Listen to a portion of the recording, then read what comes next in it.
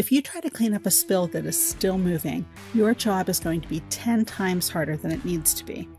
Containing spills saves time and reduces risk. Let's look at 4 different containment methods. T-minus 2 minutes. Diking, damming, diverting, and detaining. Diking is physically containing a spill. This could mean completely encircling it, making an arc, or using V-shapes as channels. Damming stops the downstream movement of a spill. Damming is most effective in ditches, creeks, and small streams.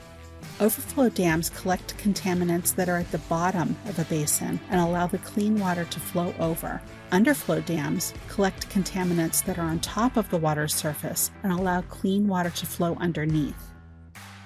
Diverting channels or directs a spill to a specific area. Diverting is also known as excluding. Diverting is often used to protect environmentally sensitive areas, like small channels. Detaining corrals the spilled material so that it can be absorbed, vacuumed, or neutralized.